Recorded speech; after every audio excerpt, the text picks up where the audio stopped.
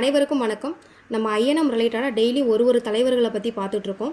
அதில் நம்ம இன்றைக்கி யாரை பற்றி பார்க்க போகிறோம் அப்படின்னா கோபாலகிருஷ்ண கோகலே. கோபாலகிருஷ்ண கோகலே எப்போ பிறந்திருப்பார் அப்படின்னா May 9, 1866 மகாராஷ்டிராவில் இருக்கிற ரத்னகிரி டிஸ்ட்ரிக்டில் தான் என்ன பண்ணியிருப்பார் அப்படின்னா பிறந்திருப்பார். இவருடைய இறப்பு அப்படிங்கிறது February 19, 1915. அரசியல் குரு அப்படின்னா எம்ஜி ரானடே. யார்? கோபாலகிருஷ்ண கோகலுடைய அரசியல் குரு யார் அப்படின்னா எம்ஜி ரானடே. ரானடேயின் மானச புத்திரன் அப்படின்னு யார் அழைக்கப்படுறா அப்படின்னா கோபாலகிருஷ்ண கோகலே என்ன பண்ணுறாரு அப்படின்னா அழைக்கப்படுறாரு. நம்ம ஆல்ரெடி பார்த்துருக்கோம்.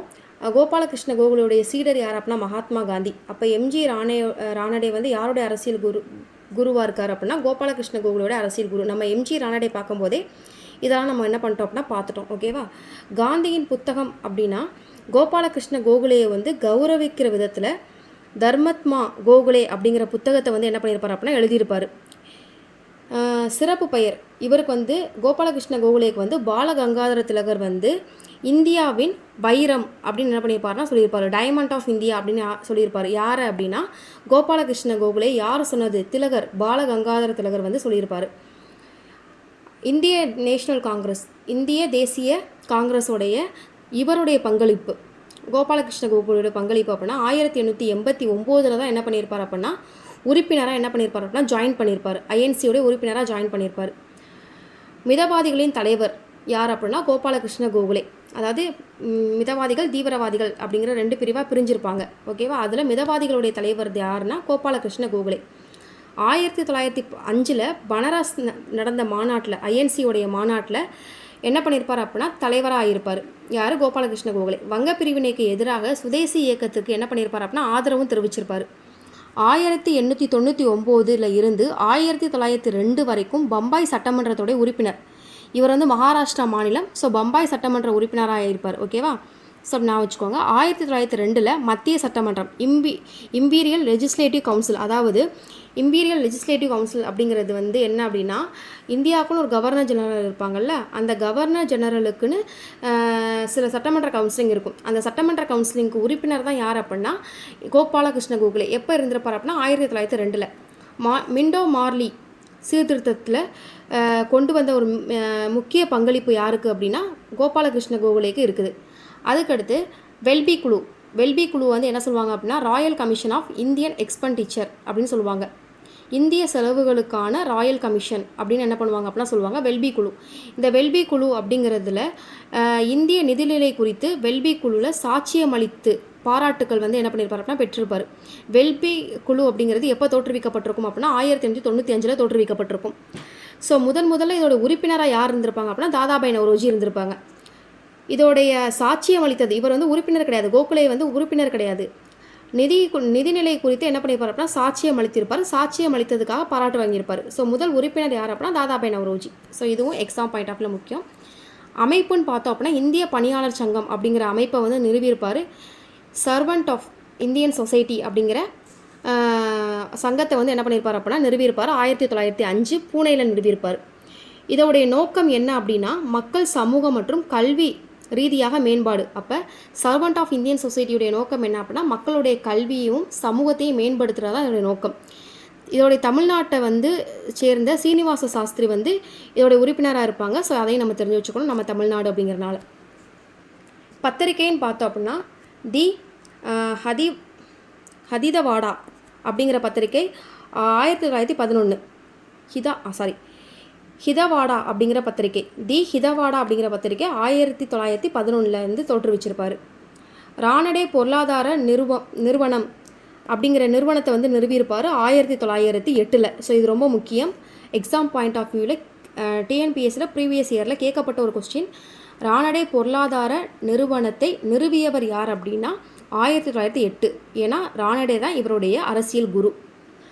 பூனே சர்வஜனிக் சபாவில் எப்போ இவர் இணைஞ்சிருப்பார். இணைந்து என்ன பண்ணியிருப்பார் அப்படின்னா பூனே சர்வஜனிக் சபாவுடைய இதழ் தான் என்ன அப்படின்னா காலாண்டு இதழ் அப்படிங்கிறது.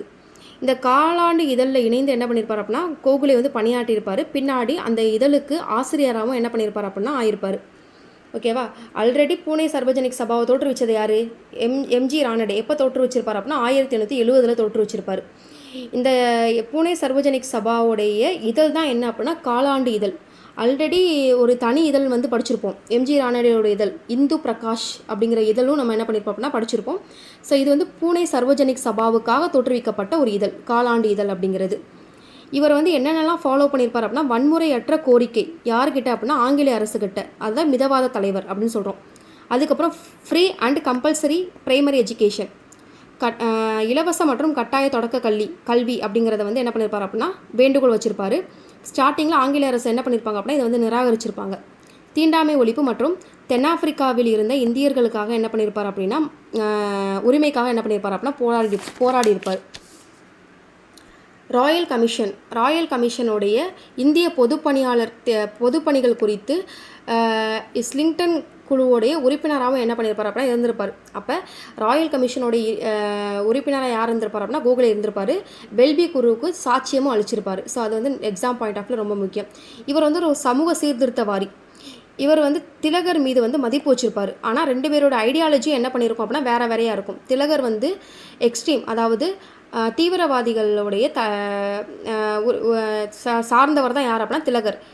கோகுலே வந்து மிதவாதத்தை சேர்ந்தவர். ஸோ 2 பேருடைய ஐடியாலஜி வெவ்வேறையாக இருந்தாலும் ஒருவர் மீது ஒருவர் வந்து மதிப்பு வச்சுருப்பாங்க. திலகர் வந்து கோகுலே வந்து இந்தியாவின் வைரம்னு கூட என்ன பண்ணியிருப்பார் அப்படின்னா பாராட்டியிருப்பார், நம்ம படிச்சிருக்கோம். ஓகேவா? ஸோ அதனால் இவங்க 2 பேரும் ஒரே காலேஜில் தான் என்ன பண்ணியிருப்பாங்க அப்படின்னா படிச்சிருப்பாங்க. ஸோ அதுவும் வந்து என்ன அப்படின்னா ரொம்ப முக்கியம். லைட் ப்ராப்ளம்னு நினைக்கிறேன். சரி, ஓகே. 1889 ஐஎன்சியோட உறுப்பினர். ஸோ இது எல்லாமே முன்னாடி கொடுத்தது தான் நான் வந்து என்னென்ன நோட்ஸ் மாதிரி எழுதி வச்சுருக்கேன். ஸோ இதையும் ரீட் பண்ணிக்கோங்க. ஓகேவா? 1894 ஆல்பர்ட் வேர்பு அயர்லாந்தை சேர்ந்த ஆல்பர்ட் வேர்பு, இவர் தான் முதல் ஆங்கிலேய ஐஎன்சியோடைய தலைவராக இருந்திருப்பார். அவர் வந்து சென்னை மாநாட்டுக்கு வந்து என்ன பண்ணியிருப்பார் அப்படின்னா கலந்துட்டு இருந்திருப்பார்ல, அது முக்கிய பங்கு யாருக்கு இருக்குது அப்படின்னா கோகுலேக்கு தான் இருக்குது. ஓகேவா? அதுக்கு முக்கிய பங்கு யாருக்கு இருக்குது அப்படின்னா கோகுலேக்கு இருக்குது. இவரை வந்து அழைச்சிட்டு வந்தது யார் அப்படின்னா கோகுலே தான் என்ன பண்ணியிருப்பார் அப்படின்னா இவரை வந்து அழைச்சிட்டு வந்திருப்பார். ஓகேவா? 1896 தக்கான சபை அறிவுறுத்தல், அதாவது யாரோட எம்ஜி ரானடேயோட அறிவுறுத்தலின்படி தக்கான சபை அப்படிங்கிறத வந்து தோற்றுவிச்சிருப்பார். 1884 எம்ஜி ரானடே தக்கான கல்வி சபை அப்படிங்கிற ஒரு சபையை நிறுவியிருப்பார். ஸோ இவருடைய வேண்டுகோளுக்குபடி 1897 தக்கான சபை அப்படிங்கிற சபையை இவர் கொண்டு வந்திருப்பார். தக்கான கல்விக் கொள்கை அப்படிங்கிற கொள்கையை அவர் கொண்டு வந்திருப்பார். இவர் வந்து தக்கான சபை அப்படிங்கிறத தோற்றுவிச்சிருப்பார்.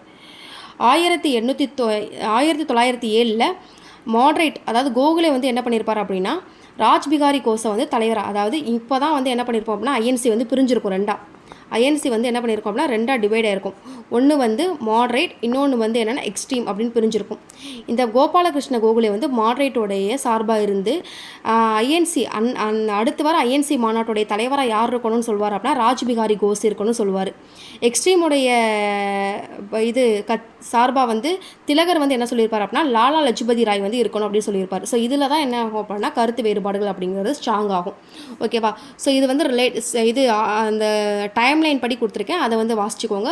1889 ஐஎன்சி உறுப்பினர், 1890 பூனே சர்வஜனிக் சபா காலாண்டு இதழில் வந்து என்ன பண்ணியிருப்பார் அப்படின்னா ஆசிரியராக பணியாற்றியிருப்பார். 1895 ஐஎன்சியில் ஜாயின்ட் செக்ரட்டரியாகவும், 1897 வெல்பி குழுவுடைய சாட்சியமாக இருந்திருப்பார். 1899 பம்பாய் சட்டமன்ற உறுப்பினர், 1902 மத்திய சட்டமன்ற உறுப்பினர், 1905 இந்திய பணியாளர் சங்கம் வந்து தோற்றுவிச்சிருப்பார் பூனேயில். 1905 ஐஎன்சி மாநாடுடைய தலைவர் பனாரஸில் நடந்திருக்கும்ல, அதில் வந்து தலைவராக இருந்திருப்பார். 1911 ராணேவுடைய பொருளாதார நிறுவனம் அப்படிங்கிறத வந்து என்ன பண்ணிருப்பார் தோற்றுவிச்சிருப்பார். 1908 ராணேவுடைய பொருளாதார நிறுவனம் 1908. ஓகேவா? 1909 மிண்டோ மார்லி ரிஃபார்ம்ஸில் வந்து பங்கு பெற்றது. அதை மிண்டோ மார்லி ரிஃபார்ம்ஸ் கொண்டு வந்ததுக்கு மிகப்பெரிய பங்கு யாருக்கு இருக்குது அப்படின்னா கோகுலேக்கு வந்து இருக்குது. 1919 தி ஹிடவாடா அப்படிங்கிற ஒரு ஜேர்னல், அது வந்து ஆங்கிலேய வார இதழ். ஓகேவா? அதுக்கப்புறம் 1919 free and compulsory primary education அப்படிங்கிற மசோதாவை மத்திய சட்டமன்றத்தில் தாக்குதல் பண்ணியிருப்பார். 1912 காந்தியுடைய அழைப்பை ஏற்று என்ன பண்ணியிருப்பார் அப்படின்னா தென்னாப்பிரிக்கா போய் அங்கே போய் பயணம் பண்ணியிருப்பார். ஓகேவா? ஸோ கோகுலேயோட எல்லா கண்டென்ட்டுமே என்ன பண்ணிட்டாங்க அப்படின்னா இதில் கொண்டு வந்துட்டோம். ஸோ ஏதாவது டவுட் அப்படின்னா எனக்கு வந்து கமெண்ட் பண்ணுங்கள். இன்னொன்று என்ன அப்படின்னா யாருடைய அரசியல் குரு, எம்ஜி ரானடே, கோபாலகிருஷ்ண கோகுலே, காந்தி, இதோட அரசியல் குரு வந்து யார் இருப்பாங்க அப்படிங்கிறத கமெண்ட் பண்ணுங்கள். உங்களுக்கு புரிஞ்சிருந்தது அப்படின்னா அதை ரைட்டான்னு பார்க்கலாம். ஓகேவா? தேங்க்யூ.